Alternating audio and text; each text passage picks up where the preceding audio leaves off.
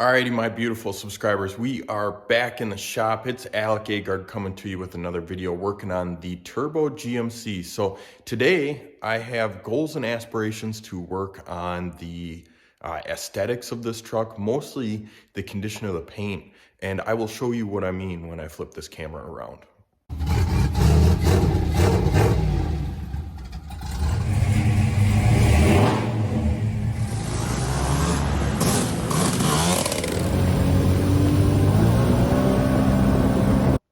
So this is my 2005 GMC Sierra. Some of you guys have seen this before. It is a 1,000 horsepower Goal four-wheel drive pickup truck that I completely did a frame-off restoration.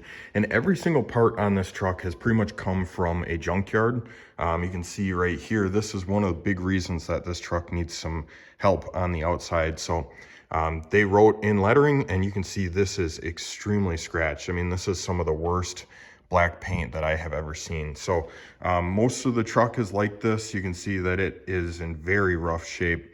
I'm not expecting it to be perfect after I do a little work on it today, but I'm hoping that we can get the good parts of the paint to shine better than what it's doing right now. So the aesthetics of this also are not perfect. There's a couple dents.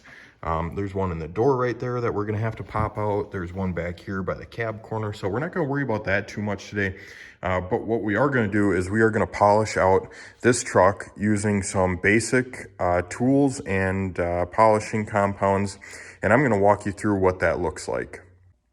So you might be asking yourself, well, I understand polishing makes paint shinier, but how does it actually work? I can explain this to you a little bit right here. So say you take two examples. The purple on the board right here with the X through it, that is our black base coat. And then on top of that black base coat, there's something that pretty much everyone is familiar with on automotive stuff, which is a clear coat.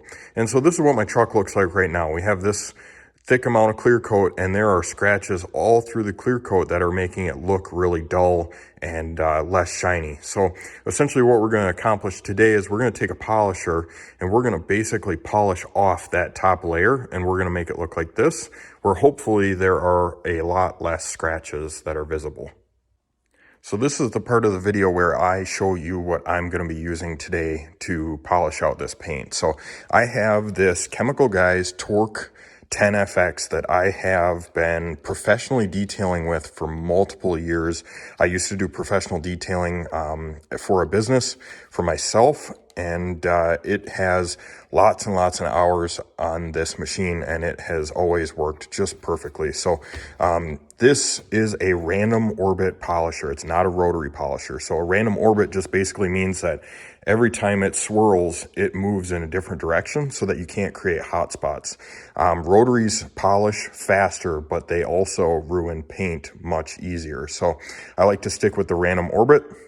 I will leave a link down below to a Harbor Freight version of this and this Chemical Guys Torq FX that you can get on Amazon. The next thing that I'm going to be doing is I'm going to be talking about compounds, and this might get really confusing, but there is a very easy way to figure this out. The 32 is like a 50 grit. The 38 is like an 80 grit. So as you go up in numbers and get higher in the number range, the grit gets finer inside of this polish. So a 32 is going to cut that paint harder than a 34, and same with the 36 and a 38. So we're going to work our way up in polishing. We're going to start with cutting, and we're going to finish with polishing. Now, this might also get confusing because there are multiple pads that we could be using in this situation. We have multiple colors. We got orange, we got white, we got black. Now, this is also really easy to remember if you're using the Chemical Guys stuff, because the orange is the most aggressive. It is a hard pad. The white is an intermediate, and the black is more of a polishing pad. So today we're going to start with an orange pad because we need to cut this paint really hard. And we're going to couple the orange pad with a 32, which is the most cutting power that we have in this arsenal right here. So we're going to start orange 32, and then we're probably going to finish with a white and either a 36 or a 38. The finer you go up, the better polish you're gonna get. Now, if I did this truck with just an orange pad and a 32, I would have what they consider hazing, which is basically where it looks like someone rubbed butter all over the side of the truck when it gets in the sunlight. You might see that on vehicles that have been to a lower quality body shop, call it buffing haze. And so to get rid of the buffing haze, then we're gonna go through step 2 with the white pad and either the 36 or the 38. So I really hope those two explanations were not too confusing for you between why we're polishing and how it actually works. You can think of it like your skin, and you're just removing that top layer to get to the beauty that's underneath of that layer that's kind of gross and scratched up. And then also, if you have any questions on this stuff, you can check out Chemical Guys. They make an awesome, easy to follow pads and compounds and how they all work together. I have used other compounds like 3D and Meguiar's and Adams and stuff like that before. They all make great lines. I just find the Chemical Guys the easiest to remember because it starts at the lowest and it just works its way up. And I remember after 5 years or so what these pads and compounds and polishes mean. The other two differences that I want to talk about that I used in the beginning of showing you what products I'm going to use is cutting versus polishing. So what I'm going to do today is I'm going to start by cutting this paint. It's essentially polishing, except I'm not putting a finish polish on it. I am cutting that paint aggressively to get down below all the scratches that are there right now. So cutting it, I'm cutting that top layer of clear coat off. And then I'm gonna come back and I'm gonna polish it and we're gonna get a nice shine. So that's enough talking. I hope I educated you enough to understand what we're actually doing today. We're gonna just start getting ready to make this paint pretty again. All right, so I'm gonna start this video. I'm gonna walk you through exactly how to polish a panel, how to start. So first thing, this has already been clay barred. Last time I washed this truck inside the garage a couple months ago, I clay barred it when I washed it. So if you don't know what clay barring is, look up a separate video on that because I'm not gonna be doing it today and I've already done it, so I am past that step. The second thing that I am going to do is I got just a little bit of dust on it from working in here. I'm going to spray this down with a glass cleaner that has a little bit of alcohol in it. And that's basically just to strip off any of the waxes or greases, or maybe if there's a little bit of marker on here. I'm just gonna give it a quick wipe off because I don't wanna be polishing or cutting dust into the paint. So I'm gonna wipe this down real quick. So I got a little bit of paint marker left from salvage yard. See, there's a little bit of dirt on there. We're wiping away. Now, a couple things to note if you're doing this on an older vehicle, you can make your paint worse, in fact. You can see I have a little bit of paint missing here when I pulled off the badging, or the cladding that was on the side. Unfortunately, it was fine before it had the cladding on it. If you ever run into this where you declad something and you end up with some paint missing, you got two options. You either live with it, well, three, I guess. You live with it, you get it repainted, or you throw the cladding back on. I'm probably going to live with it for now and then maybe throw some vinyl over it afterwards. So we got this surface clean. Now what we're gonna do is we're gonna break this out into sections because you shouldn't, and you really can't polish this whole bedside at one time unless you have like a huge buffing wheel. So I'm working with a 5.5 inch pad, so I don't have the pad to do that. So we're gonna break this out into sections. I'm gonna start body line and right here on the wheel arch, and then I'll do the middle part, and then I'll do the back half there, and then we'll do body line down in a second. So I'm gonna section this, go here, and the one thing that I wanna note is I do have some clear coat damage peeling up here. So I'm basically gonna go around this. I'm not gonna go over this because I don't wanna make it worse. If I hit this, I probably will start flaking up even more than what's already missing. So we're gonna start here. I am going to put this on. This is our orange pad. So this is the most aggressive that Chemical Guys makes. And you just check and make sure it's centered. You can watch the little white line around the edge. It's pretty much center. I'm not a perfectionist, so I'm not gonna worry about it being perfect. the V32, which is their most aggressive cutting compound. And the big thing with this is that you only need about 3 to 4 pea-sized drops, just because more looks better or spreads better. That doesn't mean that it is better. So I'm going to start with 3 here and see how it goes. And then the last thing, when you have, I have a brand new pad here, or a brand new clean pad. Not actually brand new, because of course you can reuse these. I'm going to spray this section with a little bit of, that's just a quick detailer, some of their pink quick detailer, and that's just to lubricate the surface. Now I'm going to spread this out a little bit. That gas door is going to be very noisy. We're going to start cutting this. So we're going to start, as soon as you press the positive, it's going to go to 1500 RPMs. We're going to spread it at 15, then we'll click it up 2 notches to 2500. That's where we will polish. We'll go up and down twice, left and right twice, and you guys aren't going to be able to hear me once I turn this on. So I'll check in with you once it's done.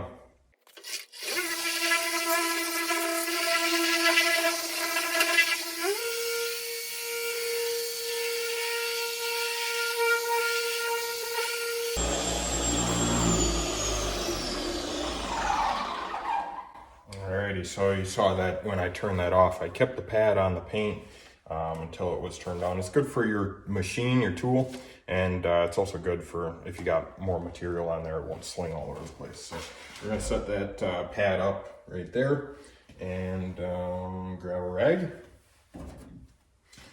So this is our first round, which is coined the term cutting, because we just cut pretty much all the scratches out.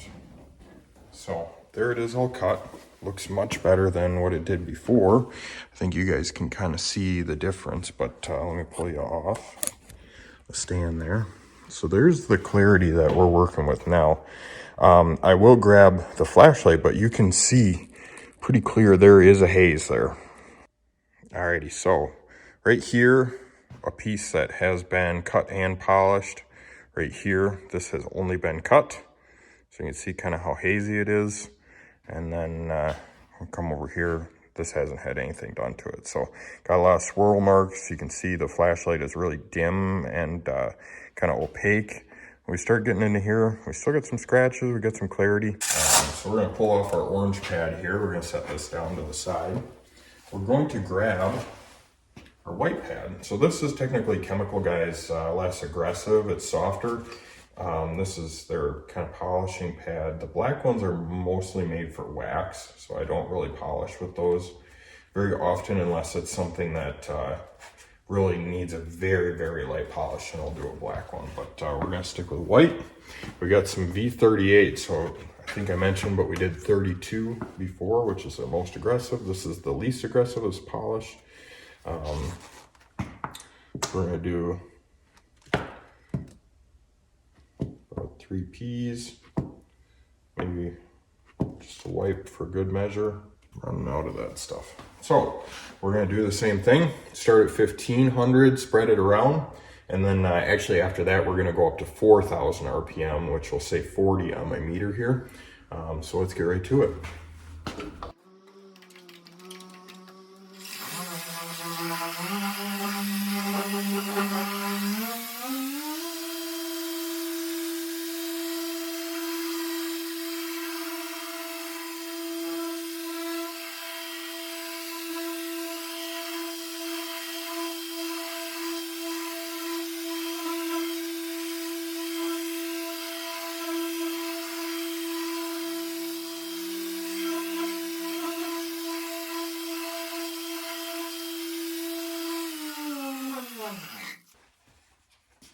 Alrighty, so that was our polish.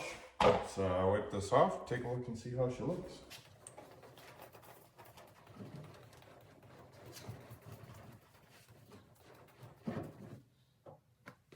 Alrighty, so first look, looks pretty dang good, looks pretty clear. Let's see what it looks like with the light. We got a little bit of polish left over, but I would say I'm pretty happy with that considering the condition of the paint. Got most of the scratches. There's some of the big ones left that just aren't going to come out. So I think that's what we're going to keep doing, and bring it over here, do the rest of the truck. You can see pretty big difference in the amount of scratches from right there to right there. So we're going to keep going on, orange pad the rest of this thing, come back and polish it out with some of that 38 and the white pad, and I will check in with you in a little bit. Here's a little bit of time lapse of me continuing on with the method that I had used earlier in the video. Starting with the 32 and an orange pad to cut the paint the most aggressively that I can, and then coming back around the second time with some of that 38 and the white pad. It seemed to work really well for this truck's paint. You definitely want to start least aggressive and figure out what you're happy with getting out, and then go up from there. You don't necessarily want to just start at the most aggressive, because your vehicle only has so much clear coat, and you don't want to remove any unnecessary clear coat, making it thinner than it needs to be. So checking back in with you, it's been a couple hours. We've gotten some work done, got some time lapse that you just saw. This fender is vinyl, and it's not perfect vinyl. I'm not even sure if I can buff this kind of weird haze in it out, but passenger side door is done, and it looks really nice. And the cab kind of portion is done too, and you can see we no longer have letters in there, so I'm really happy with that. Haven't gotten to the bedside just yet. This is the last part that we need to do, but you can kind of see this will be like a little bit of a before with the numbers in it and stuff like that, and how kind of cloudy it is. And then this is after. Looks so much better. So this side, we got to do bedside on passenger side. Driver's side, this bedside is done. Looks really good. I'm pretty happy with it. Aside from, I got a little clear coat damage going on here. So that kind of sucks, but it is what it is. So this bedside is done, and this cab C-pillar is done as well. No more numbers on there. And I didn't really do much with the door. I just cut it because this door has so many dents in it. I don't even know if I'm really going to use it or if I'm going to save it, just because it's got a lot of dents. And even if I had my paintless dent guy take care of a lot of them, it's going to have to be repainted because it's just so scratched up down here at the bottom. There's some huge scratches in it, and there's also a huge scratch in it right there by the door handle. And then there's these two right here. I just did a really quick cut on the door, but I didn't polish it out because honestly, I think I'm just going to try and find a new door for the driver's side. So coming along really well. I'm really happy with the way that most of the paint's turning out. Unfortunately, running into some snags here and there. The paint on this thing is not perfect, and it's not going to be. This passenger side was the last section that I had, so I ended up splitting it into 5, similar to the driver's side, and started with the 32 in an orange. And once I got that all done, then I moved on to the white pad, threw some V38 on there, same 5 sections, and it turned out great. God dang it, I can't believe how good this side turned out. So you can see, now I'm revealing myself. I got a reflection. You can see this passenger side bedside came out very nice. This side of the truck looks awesome. No huge dents or huge amount of dents in the door. C-pillar turned out good. Bedside turned out really nice. And I got a little surprise back here. I just threw this on. We have roll pan bumpers. So I know everyone's probably wondering what the heck is going on with this tailgate. I have a really nice tailgate for it. And this is just the one that was off the original truck. And I don't want it leaning up against the wall, so I ended up throwing it on the truck. But we have a nice tailgate for it. I'll bring that over for like the next video or whatever. But we have a roll pan on the truck. I'm a roll pan guy, roll pan kind of guy. So I just threw 2 bolts in either corner really quick to get it mounted up here. This side fits really good, lines up really good, went on really easily. This side has a little bit of damage back here, unfortunately, and I got a ragged edge down here that needs to get kind of massaged back. So good gap up here, and then it gets too tight down there. But anyways, We got the nice tucked butt look going on here, a little street truck look with the roll pan. I'm pretty happy with, I like roll pans. So truck looks really good. I'm really happy with the way this paint turned out. No more numbers in the side of it. So with the truck being all buffed out, I'm pretty happy with the results. I wasn't expecting perfection because I knew that the truck was not necessarily in the best of shape, but I'm really happy with the way that it polished out because it looks better than what it did before.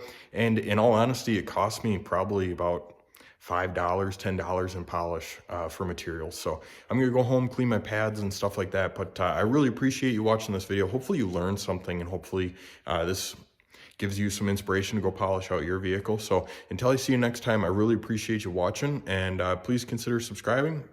Till then, peace.